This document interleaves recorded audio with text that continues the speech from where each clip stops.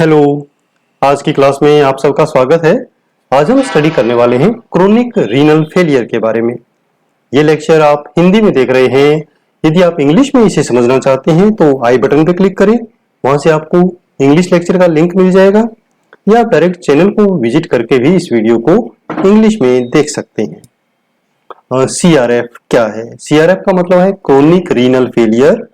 जब एक मरीज स्थायी रूप से गुर्दे की रिप्लेसमेंट थेरेपी यानी डायलिसिस की आवश्यकता के लिए की हद तक उसकी गुर्दे की क्षति हो जाती है और ये जो चेंजेस होते हैं ये इरिवर्सिबल होते हैं, तो इसे ही हम क्रोनिक रीनल फेलियर के नाम से जानते हैं और इसे हम एंड स्टेज रीनल डिजीज भी कहते हैं। यदि ARF की कंडीशन में उसे अनउपचारित मतलब अनट्रीटेड छोड़ दिया जाए या उनकी कॉम्प्लिकेशंस हो जाएं तो ये ARF CRF में परिवर्तित हो जाता है।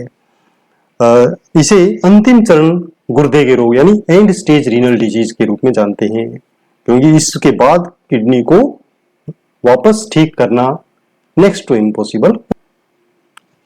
CRF के कारण क्या होंगे? CRF के कारकों में वो सभी कारक फैक्टर्स शामिल हैं जिनकी चर्चा हमने एक्यूट रीनल फेलियर में की है। एक्यूट रीनल फेलियर के बारे में आप जानना चाहते हैं तो आप आई बटन पे क्लिक करें, वहां से आप ARF का जो लेक्चर है उसको देख पाएंगे, या आप डायरेक्ट चैनल को विजिट करके भी उस वीडियो को देख सकते हैं, वहां से आपको ARF की डिटेल पता लगेगी। तो ARF के जो भी फैक्टर्स हैं वो सारे के सारे CRF के कॉजेज भी पॉजिटिव फैक्टर भी होते हैं यदि उनका ट्रीटमेंट समय पर नहीं किया जाए तो। किडनी के कार्यों में या गुर्दे के कार्यों में जो ये गिरावट है उसकी रेट डिपेंड करती है अंडरलाइंग कॉज पर, कितना जो प्रोटीन है वो उत्सर्जित हो रहा है यूरिन में, और उच्च रक्तचाप कितने समय तक रह रहा है, उन सब पे वो डिपेंड करता है। क्लिनिकल मैनिफेस्टेशंस क्या होंगे, क्या लक्षण होंगे CRF के? CRF शरीर की लगभग हर प्रणाली को प्रभावित करता है और रोगी में बहुत सारे लक्षण उत्पन्न होते हैं। जैसे सबसे मुख्य है कि पूरी बॉडी में दर्द होता है, बेचैनी की शिकायत रहती है। यूरिमिक पेरिफेरल न्यूरोपैथी के शुरुआती चरण में रेस्टलेस लेग सिंड्रोम होता है, यानी बहुत ही ऐसे पैरों में इतना दर्द होता है कि जैसे बहुत ज्यादा थकान हो गई हो, जबकि चला वो नहीं होता है। और पैरों में तलवे में जलन हो सकती है। ये काफी बार ये शिकायत देखने को मिलती है, तो एक शक जाना चाहिए कि किडनी में कोई प्रॉब्लम हो सकती है। CRF के न्यूरोलॉजिक अन्य लक्षणों में शामिल होता है कंफ्यूजन, यानी जो क्लाइंट है वो कंफ्यूज रहता है। इनएबिलिटी टू कंसंट्रेट होती है, कंसंट्रेट नहीं कर पाता है अपने कामों में या स्टडी में भी। डिसोरिएंटेशन, यानी उसको समय पर्सन के बारे में डिसोरिएंटेड रहता है, उसको पता नहीं होता कि अब वो कहाँ है या कहाँ जा रहा है, इवन कई बार वो नाम भी भूल सकता है। ट्रेमर्स होते हैं और सीजर्स, दौरे आ सकते हैं। इसके अलावा कार्डियोलॉजिकल लक्षणों में शामिल है हाइपरटेंशन, बीपी हाई रहेगा, पिटिंग एडिमा यानी स्वेलिंग रहेगी, बहुत पूरी लगभग बॉडी में स्वेलिंग दिखती है, पैरों में, हाथों में, सैक्रम पर पीछे, पेरी ऑर्बिटल एडिमा रहता है आंखों के चारों तरफ। एनगोर्ज नेक वेन्स होती है, यानी नेक वेन जो यहाँ पर वेन्स होती हैं वो फुली हुई रहती हैं। पेरिकार्डाइटिस हो सकता है, यानी हार्ट के प्रॉब्लम्स हो सकती हैं इनमें। पल्मोनरी और GIT लक्षण भी उत्पन्न होते हैं, जैसे ammonia order to the breath, यानी उसकी सांसों में जो खुशबू है वो अमोनिया जैसी होती है। मेटेलिक टेस्ट आता है, रोगी कहता है कि मेरे मुंह में ऐसे लग रहा है कि जैसे लोहा रखा हुआ हो या स्टील रखा हुआ हो, उसको मेटेलिक टेस्ट बोलते हैं। माउथ अल्सरेशन होगा, मुंह में छाले होंगे और वो ब्लीड भी कर सकते हैं। एनोरेक्सिया, नोजिया और वोमिटिंग, ये GIT के लक्षण होंगे, यानी भूख नहीं लगेगी, उबाक आएगी और उल्टी भी आ सकती है। इसके अलावा कॉन्स्टिपेशन और डायरिया ये हो सकते हैं। CRF के मस्कुलोस्केलेटल लक्षणों में शामिल होता है muscle cramps, loss of muscle strength, muscle cramp यानी बहुत ज्यादा ऐसे एंटन होगी, पेन होगा, स्पेशली काफ मसल्स में ताकत कम हो जाएगी, बोन पेन होगा, बोन में फ्रैक्चर्स हो सकते हैं, फुट ड्रॉप हो सकता है।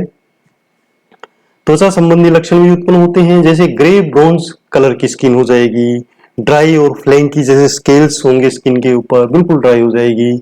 प्रोराइटिस यानी ईचिंग होगी, खा जाएगी। इकाइमोसिस हो जाएगा और थिन और ब्रिटल नेल्स हो जाएंगे, यानी बहुत ही पतले और टूटने वाले से नाखून होंगे। डायग्नोस्टिक इन्वेस्टिगेशन क्या हो सकते हैं? एक तो जो हमने लक्षण अभी देखे, अगर वो प्रेजेंट हैं, यानी हिस्ट्री लेंगे, यदि ये सारे लक्षण उसको आ रहे हैं, फिजिकल एग्जामिनेशन करेंगे, तो चांस होगा कि उसको सीआरएफ होगा। कंफर्म करने के लिए यूरिन वॉइडिंग हिस्ट्री लेंगे, यानी किस प्रकार यूरिन कितना आ रहा है, कब से कम हुआ है, पूरी डिटेल लेंगे। यूरिन की स्पेसिफिक ग्रेविटी करा सकते हैं, अल्ट्रासाउंड करवा सकते हैं, और ब्लड इन्वेस्टिगेशंस भी करवाते हैं, जैसे serum electrolytes, CBC count, urea and creatinine serum. Treatment, CRF का जो प्रबंधन का लक्ष्य है वो है गुर्दे की कार्यप्रणाली और होम्योस्टेसिस को यथासंभव लंबे समय तक बनाए रखना, क्योंकि एंड स्टेज रीनल डिजीज है, रिवर्सिबल तो है नहीं, तो हम एक प्रकार का सपोर्टिव ट्रीटमेंट देते हैं। चिकित्सा प्रबंधन में दवाओं और आहार चिकित्सा के साथ दोनों को मिलाकर किया जाता है। हालांकि रक्त में यूरिमिक अपशिष्ट उत्पादों के स्तर को कम करने के लिए और इलेक्ट्रोलाइट बैलेंस मेंटेन करने के लिए समय समय पर डायलिसिस की आवश्यकता भी होती है। डायलिसिस के बारे में डिटेल हम वीडियो आने वाले समय में बनाएंगे। उस लेक्चर को देखने के लिए आप और नोटिफिकेशन पाने के लिए चैनल को सब्सक्राइब कर सकते हैं, ताकि जब भी डायलिसिस वाला चैप्टर आए तो आपको नोटिफिकेशन मिल जाए। हाइपरफॉस्फेटीमिया, यानी जो फॉस्फेट का लेवल है वो बहुत ज्यादा है, हाइपोकैल्सीमिया है, तो उसके इलाज के लिए हम कैल्शियम कार्बोनेट या कैल्शियम एसिटेट जैसे बाइंडर्स यूज कर सकते हैं।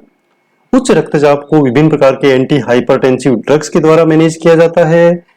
हार्ट फेलियर या जो पल्मोनरी एडिमा है उसके लिए भी कुछ एक्टिविटीज की जाती हैं, जैसे फ्लूइड को रिस्ट्रिक्ट किया जाता है, सोडियम से जो नमक है वो कम किया जाता है, डायूरेटिक्स दिए जा सकते हैं, और आइनोट्रोपिक ड्रग्स जैसे डिजोक्सिन और डोब्यूटामिन इनकी जरूरत पड़ सकती है।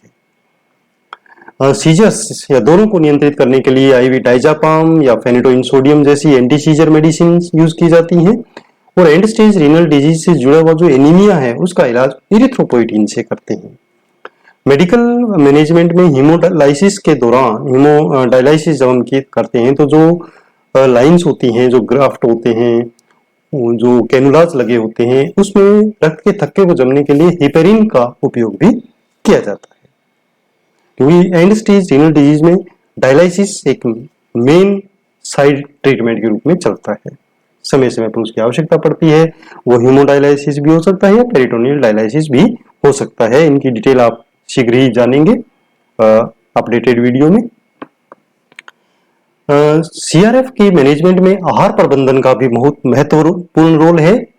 गुर्दे की कार्यप्रणाली में गिरावट के साथ उसको मैनेज करने के लिए डाइटरी मैनेजमेंट बहुत जरूरी है, जिसके अंदर प्रोटीन का सावधानी पूर्वक विनियमन किया जाए कि कितना प्रोटीन लेना है, वो डाइट बताई जाती है रोगी को।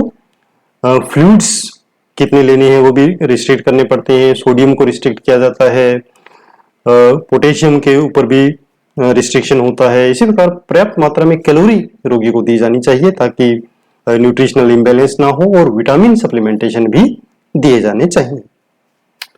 अंतिम प्रयास के रूप में सीआरएफ के बढ़ते लक्षणों के रोगियों को डायलिसिस की आवश्यकता पड़ती है, जिसे हम रीनल रिप्लेसमेंट थेरेपी भी कहते हैं, या किडनी प्रत्यारोपण के लिए, किडनी को ही चेंज करने के लिए उसको सलाह दी जाती है।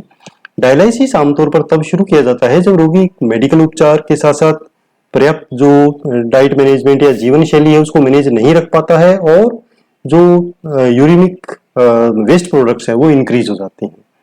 डायलिसिस तब तक चलता रहता है जब तक किडनी डोनर नहीं मिल जाता है। नर्सिंग मैनेजमेंट क्या होगा? नर्सिंग मैनेजमेंट में सबसे पहले हम हेल्थ असेसमेंट करेंगे। असेसमेंट के लिए जो फिजिकल एग्जामिनेशन है और हिस्ट्री टेकिंग है, ये जरूरी है। इसके आधार पे हम नर्सिंग केयर प्लान तैयार करते हैं। इसके अलावा जो भी कॉम्प्लिकेशंस होने की संभावना होती है उसके लिए कंटिन्यू मॉनिटर किया जाता है रोगी को, और फ्लूइड और इलेक्ट्रोलाइट इम्बैलेंस का जो इमरजेंसी मैनेजमेंट है उसमें हमेशा पार्टिसिपेट करते हैं, हम रेडी रहते हैं। इसके अलावा नर्स इनटेक आउटपुट को मॉनिटर करते हैं और इनटेक आउटपुट चार्ट में उसको रिकॉर्ड करते हैं, क्योंकि इनटेक आउटपुट हर प्रकार की किडनी डिजीज में बहुत जरूरी है।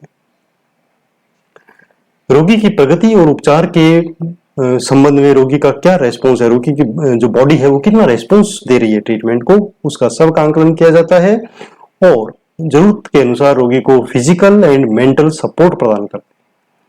इसके अलावा इलेक्ट्रोलाइट रिप्लेसमेंट थेरेपी के साथ जो भी प्रेस्क्रिप्शन दिया होता है उसके हिसाब से आईवी फ्लूइड्स दिए जाते हैं, उसको प्रिपेयर करते हैं। नर्स परिवार के सदस्यों को रोगी की स्थिति के बारे में सही जानकारी प्रदान करती हैं और उन्हें उपचार को समझने में मदद करती है तथा साइकोलॉजिकल सपोर्ट प्रदान करती है। रोगी और परिवार को एंड स्टेज रीनल डिजीज उपचार के जो भी संभावित विकल्प हैं, जटिलताओं, इनके बारे में स्पष्टीकरण और सारी की सारी सही सटीक जानकारी देना बहुत महत्वपूर्ण है। बुखार या संक्रमण, इनका विशेष ध्यान रखना होता है क्योंकि ये मेटाबॉलिक रेट को काफी बढ़ा देते हैं। ऐसी स्थिति में तुरंत इनको मैनेज करना होता है और इनका इलाज करना होता है। नर्स पल्मोनरी फंक्शंस को भी मॉनिटर करती हैं और रोगी को एटिलेक्टेसिस और रेस्पिरेटरी इन्फेक्शंस को रोकने के लिए बार बार पोजीशन चेंज करना, खांसने और गहरी सांस लेने की एक्सरसाइजेज के बारे में बताती हैं और उनको सहायता करती हैं। पूरी बॉडी में एडिमा होता है तो उसके कारण जो स्किन है वो भी ड्राई हो जाती है, तो स्किन डैमेज होने के चांस होते हैं। तो इसके लिए बहुत अच्छी स्किन केयर प्रदान की जाती है, जैसे रोगी को ठंडे पानी से नहलाना, बार बार पोजीशन चेंज करवाना, त्वचा को साफ रखना और अच्छी तरह मॉइस्चराइज्ड रखना, ये बहुत जरूरी है। हृदय संबंधी कार्यों की भी निगरानी करनी होती है, विशेष रूप से हाइपरटेंशन के लिए।